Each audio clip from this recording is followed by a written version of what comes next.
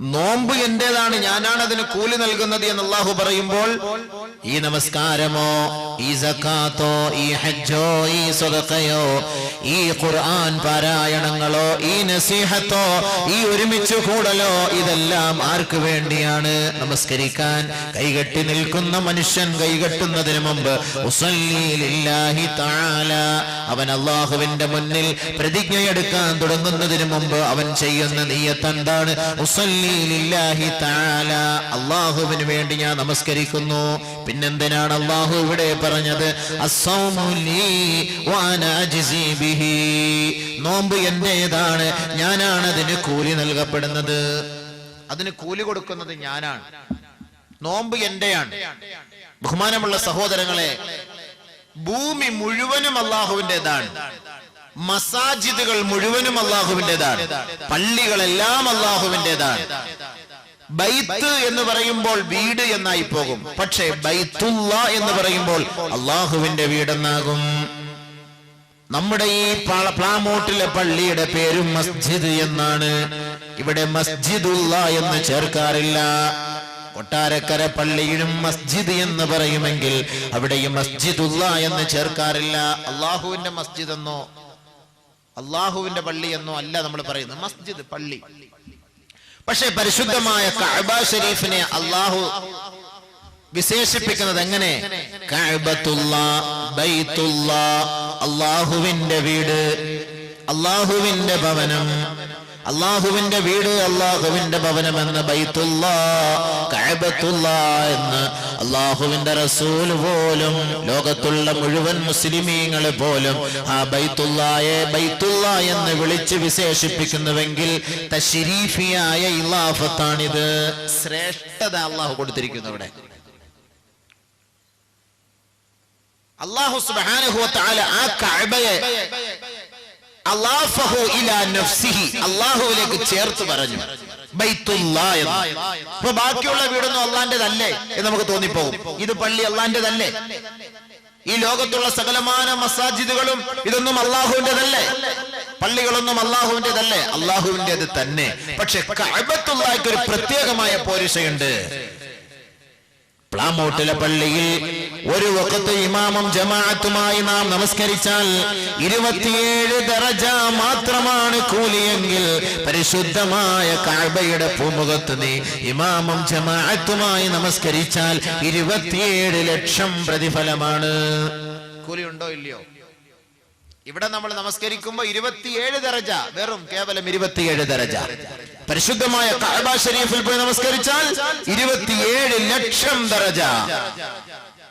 നമ്മുടെ ഈ നാട്ടിലെ പള്ളിയിൽ ഒരാൾ പോയിരുന്നു കൊണ്ട് ഒരു റക്അത്ത് നമസ്കരിച്ചാൽ 1 ദറജയാണ് അവന് കൂലി നൽകപ്പെടുന്നതെങ്കിൽ പരിശുദ്ധമായ കഅബ ശരീഫിൽ പോയി 1 റക്അത്ത് നമസ്കരിച്ചാൽ 1 ലക്ഷം കൂലിയാണ് അവന് നൽകപ്പെടുന്നത്.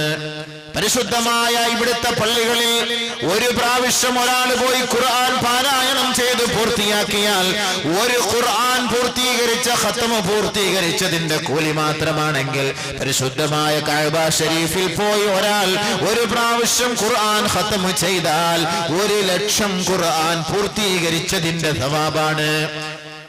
ഈ നാട്ടിലെ പള്ളിയിൽ ഒരാൾ നമസ്കാരം കഴിഞ്ഞൊരു സാധുവിനെ കണ്ട് 1 രൂപ കൊടുത്ത് സഹായിച്ചാൽ 1 രൂപയുടെ ദറജയാണ്, കൂലിയാണ് അവന് നൽകപ്പെടുന്നതെങ്കിൽ പരിശുദ്ധമായ കഅബയുടെ പൂമുഖത്തിരിക്കുന്നവർക്ക് 1 റിയാൽ നൽകി നീ സഹായിച്ചാൽ 1 ലക്ഷം റിയാലിന്റെ കൂലിയാണ് അല്ലാഹു അവിടെ നിനക്ക് വേണ്ടി എഴുതുന്നത്. ഒരു സുബ്ഹാനല്ലാഹ് നിന്റെ നാട്ടിലെ പള്ളിയിൽ നീ ചൊല്ലിയാൽ, നിന്റെ നാട്ടിൽ വെച്ച് നീ ചൊല്ലിയാൽ 1 സുബ്ഹാനല്ലാഹ് ചൊല്ലിയതിന്റെ കൂലിയാണ് എഴുതപ്പെടുന്നതെങ്കിൽ പരിശുദ്ധമായ കഅബയുടെ പൂമുഖത്ത് പോയിട്ട് നീ 1 സുബ്ഹാനല്ലാഹ് ചൊല്ലിയാൽ 1 ലക്ഷം സുബ്ഹാനല്ലാഹ് ചൊല്ലിയതിന്റെ സവാബ് അല്ലാഹു എഴുതും. അപ്പൊ അല്ലാഹ്ക്ക് കൂടുതൽ ഇഷ്ടം ആ കഅബയോടാണ്, ബൈത്തുള്ള. അതുകൊണ്ട് അല്ലാഹു തആല ആ കഅബയെ കൂടുതൽ സ്നേഹിച്ചുകൊണ്ട്, ആ കഅബയെ കൂടുതൽ പോരിശ നൽകിക്കൊണ്ട്, കൂടുതൽ തശ്രീഫ് നൽകിക്കൊണ്ട് അല്ലാഹുവിലേക്ക് തശ്രീഫ് ഇലാഫത്തു തശ്രീഫി, തശ്രീഫിന്റെ ഇലാഫ അല്ലാഹുവിലേക്ക് ചേർത്തുകൊണ്ട് പറഞ്ഞു. അതാണ് അല്ലാഹു പറഞ്ഞത് അസ്സൗമു ലീ വഅനാ അജ്സി ബിഹി, നോമ്പ് എനിക്കുള്ളതാണ്, ഞാനാണ് അതിന് കൂലി നൽകുന്നത്. അതല്ലാതെ ബാക്കിയുള്ള അമലും അള്ളാന്റേതല്ല എന്നല്ല അതിന്റെ അർത്ഥം. അങ്ങനെ ആരും ധരിച്ചു പോകരുത്. എല്ലാ അമലും അള്ളാഹുവിനുള്ളതാണ്. പരിശുദ്ധ റമളാനിനെ കുറിച്ച്, നോമ്പിനെ കുറിച്ച് അല്ലാഹു സുബ്ഹാനഹു വ തആല ഖുർആനിൽ ഇറക്കിയ ഒരായത്ത്. ആ ആയത്താണ് നമുക്കിന്ന് ഇവിടെ ചർച്ചാ വിഷയം. യാ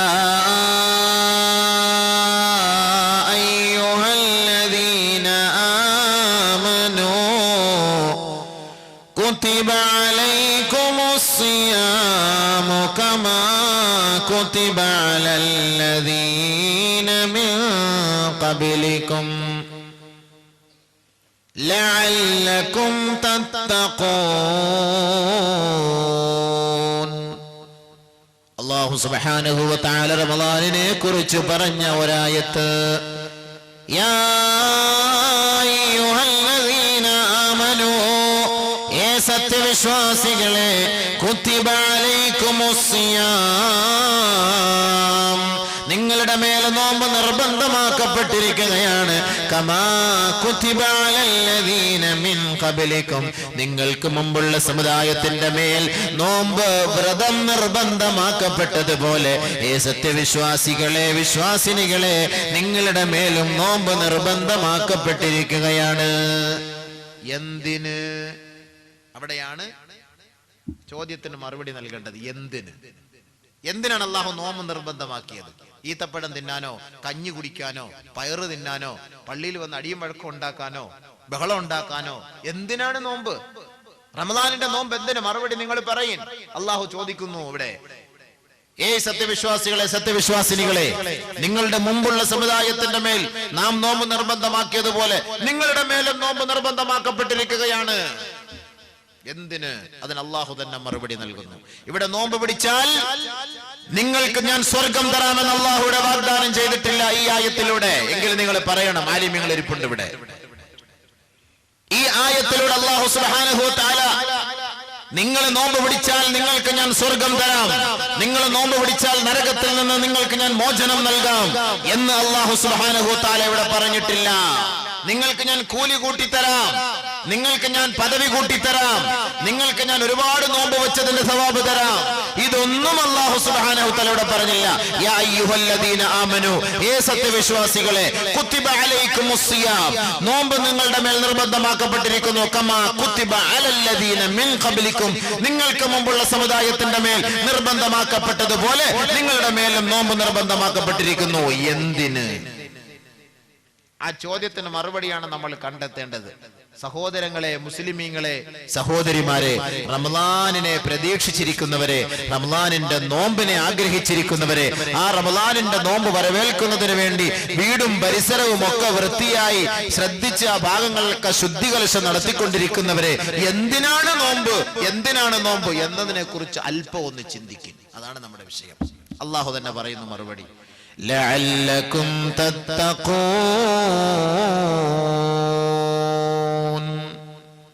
നിങ്ങൾ തഖ്വയുള്ളവരാകുന്നതിനു വേണ്ടി. എന്തിനാണ് നോമ്പ്?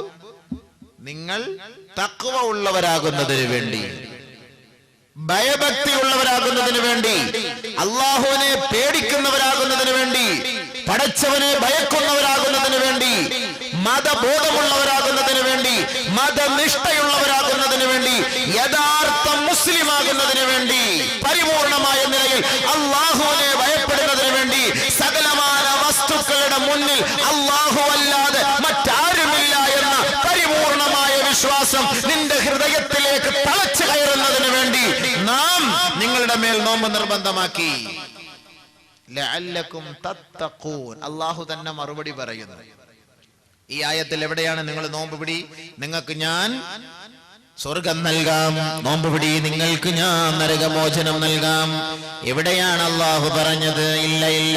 അള്ളാഹു പറഞ്ഞ ഒരേ ഒരു ക്വാളിറ്റി, ഒരേ ഒരു ഡിഗ്രി എന്താണ്? നിങ്ങൾ തഖ്വ ഉള്ളവരാകാം, നിങ്ങൾ തഖ്വ ഉള്ളവരായി മാറും. അള്ളാന്റെ അടുക്കൽ നിങ്ങൾ മുത്തഖീങ്ങളായി മാറിയാൽ പടച്ചവൻ നിങ്ങളെ ഇഷ്ടപ്പെടും. അതുകൊണ്ട് തഖ്വ ഉണ്ടാക്കിയെടുക്കാൻ ഒരേ ഒരു പരിഹാരം, അത് റമളാനിന്റെ നോമ്പാണ്.